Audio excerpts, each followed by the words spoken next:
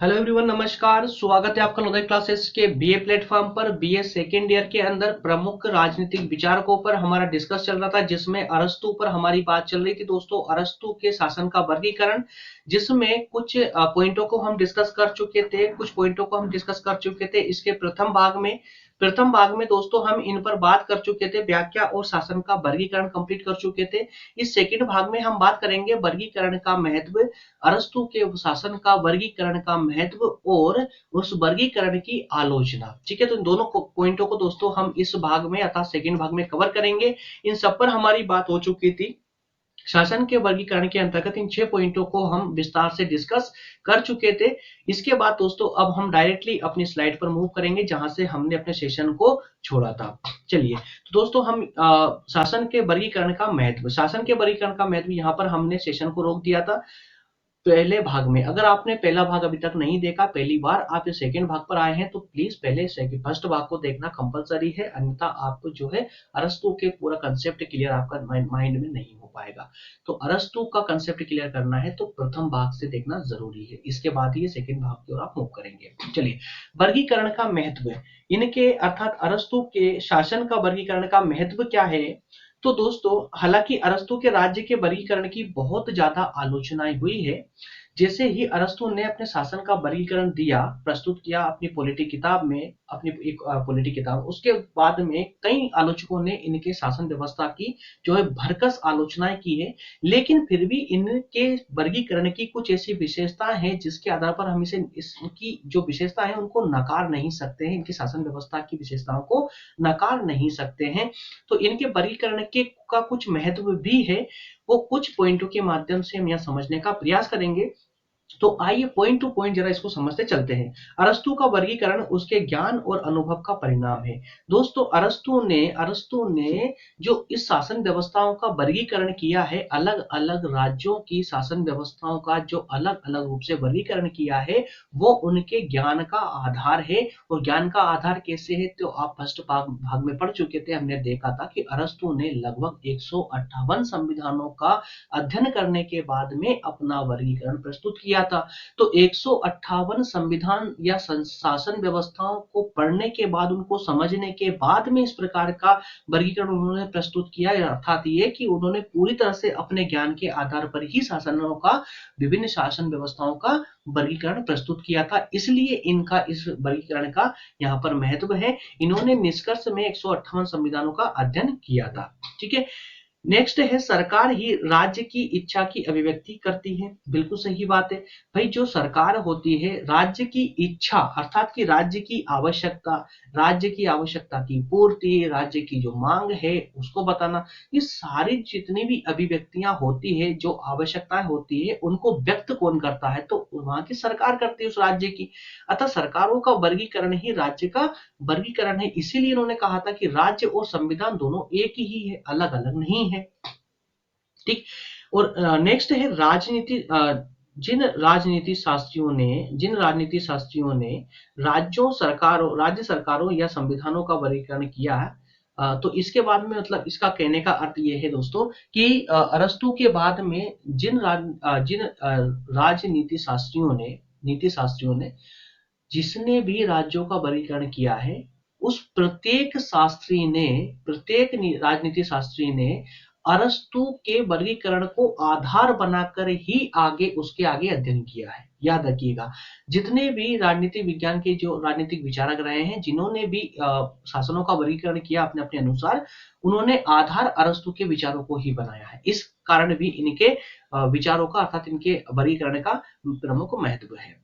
अरस्तु का राजतंत्र, कुलीन तंत्र और प्रजातंत्र शासन का भेद आज भी महत्वपूर्ण है। दोस्तों, इसको आज के परिप्रेक्ष्य में भी हम भली भांति समझ सकते हैं। भाई, आज के वर्तमान समय में भी राजतंत्र, कुलीन तंत्र और प्रजातंत्र, ये तीनों शासन व्यवस्था कहीं ना कहीं हमको देखने को मिल ही जाती है।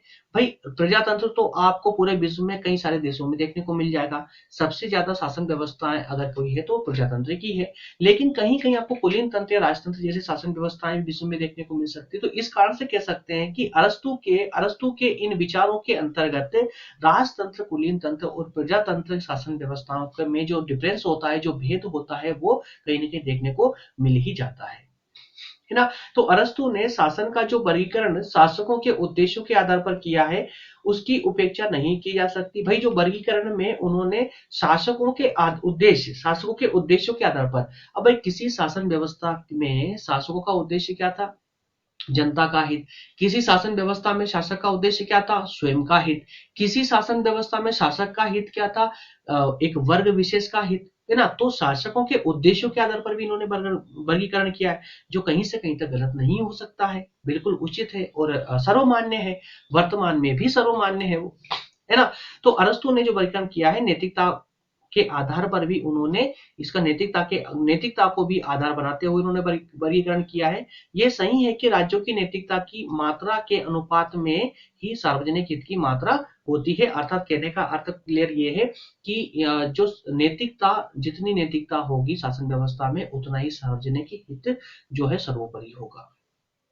ठीक है, चलिए इनके बाद में दोस्तों हम नेक्स्ट में मूव करेंगे। नेक्स्ट में देखेंगे इनके अर्थात अरस्तु के शासन व्यवस्था की आलोचना या शासन, माफ करना, अरस्तु के शासन के वर्गीकरण की आलोचना। इन्होंने जो वर्गीकरण किया है उसकी आलोचना। तो हालांकि जैसा प्रारंभ में भी हम देख चुके थे कि अरस्तु की शासन व्यवस्था का जो उन्होंने वर्गीकरण दिया है उस वर्गीकरण की खूब जमकर आलोचना हुई है। आलोचकों ने जमकर इनके विचारों की आलोचनाएं की है।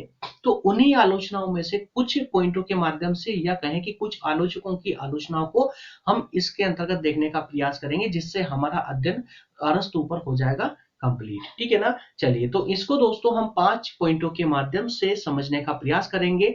विभिन्न आलोचकों को उनके विचारों के आधार पर हमने यहाँ वर्गीकृत करने का प्रयास किया है। 5 अलग अलग प्रकार के आलोचकों को हम यहाँ देखेंगे जिन्होंने अलग अलग प्रकार से इनकी आलोचना की है। तो आधुनिक राज्यों पर लागू नहीं होता है।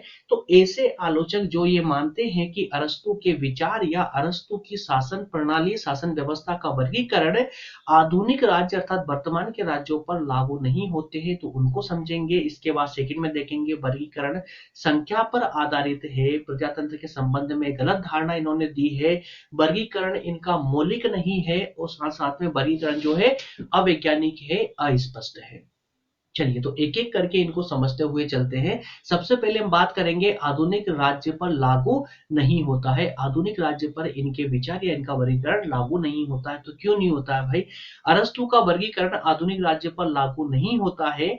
आज ऐसे शासन कठिनाई से ही देखने को मिलते हैं जहां शासन सत्ता एक व्यक्ति या केवल कुछ व्यक्तियों के हाथों में होती है। तो ऐसी शासन व्यवस्थाएं आज ना के बराबर देखने को मिलती है वर्तमान में, जहां पर एक व्यक्ति के शासन व्यवस्था हो, जैसे कि कुलीन तंत्र या राजतंत्र, है ना, निरंकुश तंत्र, इस प्रकार की शासन व्यवस्थाएं ना के बराबर देखने को मिलती है। तो इस पॉइंट को इसको आधार बनाकर भी आलोचकों ने आलोचना की है। अरस्तु ने अपने समय के नगर राज्यों का वर्गीकरण किया है, लेकिन आज तो मिश्रित शासन प्रणालियों का उदय। तो कुल मिलाकर के अरस्तु ने अलग अलग शासन व्यवस्थाओं का वर्गीकरण किया था, अलग अलग मान करके, है ना। लेकिन वर्तमान में, या कहने का प्राय यही है कि वर्तमान में तो हम जो है मिश्रित शासन व्यवस्थाओं को देखते हैं।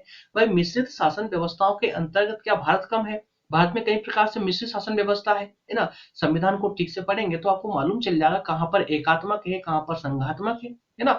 और सबसे अच्छा एग्जांपल तो आप ब्रिटेन को देख सकते हो। भाई ब्रिटेन में आपको तीनों तंत्र देखने को मिल जाएंगे, राजतंत्र, कुलीन तंत्र, प्रजातंत्र, तीनों का समग्र रूप देखने को मिल जाएगा ब्रिटेन में। तो इस बात को भी इन्होंने मुद्दा बनाते हुए वर्तमान के परिप्रेक्ष्य में इनके जो है वर्गीकरण की आलोचना की है। सेकंड पॉइंट है हमारा, वर्गीकरण संख्या पर आधारित है। तो अरस्तु ने जो वर्गीकरण दिया है वो संख्या पर आधारित है। तो आलोचकों का कहना है कि अरस्तु का वर्गीकरण संख्या पर आधारित है, बल्कि गुणों पर नहीं। गुणों पर नहीं, तो गुणों को महत्व नहीं देते हैं। यह वर्गीकरण जिस सिद्धांत पर आधारित है वह गैर संबंधी है, आंगिक नहीं। तो इसका व्यवहारिक रूप से समझेंगे इसको, तो इसे हम ऐसे समझ सकते हैं कि दोस्तों इन आलोचकों ने कहा है कि अरस्तु ने जो वर्गीकरण प्रस्तुत किया है वो एक शासक, वर्ग या बहुसंख्यक, तो इस प्रकार से शासकों की संख्या के आधार पर इन्होंने वर्गीकरण किया है। बल्कि गुणों के आधार पर वर्गीकरण नहीं किया है, जो कि सबसे आवश्यक तत्व होता है किसी भी शासन व्यवस्था का। तो गुणों के आधार पर इनको वर्गीकरण करना चाहिए था, गुणों की बात करनी चाहिए थी अपने वर्गीकरण में, तो इस बात को लेकर भी इन्होंने आलोचना की है। ठीक है, नेक्स्ट है प्रजातंत्र के संबंध में गलत धारणा है इनकी। आलोचकों का कहना है कि प्रजातंत्र के बारे में अरस्तु के विचार सही नहीं है, क्योंकि वह इसे बुरा शासन बताते हैं, जबकि आज विश्व में सबसे ज्यादा सबसे प्रचलित कोई शासन व्यवस्था अगर है तो वो प्रजातंत्र ही है। ठीक है दोस्तों, इस प्रकार से नेक्स्ट पॉइंट आपको देखने को मिलेगा, वर्गीकरण मौलिक नहीं है। वर्गीकरण मौलिक नहीं है तो अरस्तु के वर्गीकरण पर एक आरोप यह भी लगाया जाता है कि जिस प्रकार से हेरोडोटस और प्लेटो ने जो वर्गीकरण प्रस्तुत किया था, क्या हेरोडोटस किस पर, वर्गीकरण का जो आधार है ना, उस आधार की बात हम यहाँ कर रहे हैं कि जो हेरोडोटस और प्लेटो ने जो वर्गीकरण दिया था, प्लेटो के वर्गीकरण में ही अरस्तु ने कुछ परिवर्तन करके उसको ही प्रस्तुत कर दिया वापस से, तो ये भी आरोप इन पर लगता है। इसके अलावा वर्गीकरण इनका अस्पष्ट और अवैज्ञानिक बताया जाता है। तो अस्पष्ट और अवैज्ञानिक वर्गीकरण का अर्थ यह कि राज्यों का वर्गीकरण करने में अरस्तु ने परस्पर विरोधी तत्वों का सम्मिश्रण करने का प्रयास किया है। एक और उन्होंने शासकों के वर्गीय चरित्र पर बल दिया है, वहीं दूसरी ओर वह शासकों की संख्या को वर्गीकरण का आधार बनाते हैं। तो इन्होंने दो विरोधी तत्वों को एक साथ उठाने का प्रयास किया है, जैसे जैसे कि दोस्तों, एक वो शासक के वर्गीय चरित्र की बात करते हैं, वर्गीय चरित्र की बात करते हैं, वहीं दूसरी ओर वे शासकों की संख्या को भी अपने वर्गीकरण का आधार बनाते हैं। तो इस प्रकार से या तो शासक के हम चरित्र की बात करेंगे या शासकों की संख्या की बात करेंगे, तो दोनों में से एक शासन व्यवस्था का प्रमुख आधार हो सकता है, दोनों नहीं हो सकते। तो लेकिन इन्होंने दोनों की बात कर दी एक साथ ही। इस कारण से दोस्तों, इस 5 प्रकार से हमने इनकी शासन व्यवस्था की आलोचना को समझने का प्रयास किया है। दोस्तों, इसके अरस्तु के तुरंत बाद में हमारा नेक्स्ट सेशन होगा। दोस्तों, नेक्स्ट सेशन होगा, माफ करना ये थोड़ा सा मिसप्रिंट है, गलत लिखा हुआ है, मैं आपको बता रहा हूं दोस्तों, मैकियावेली पर हमारा नेक्स्ट सेशन होने जा रहा है।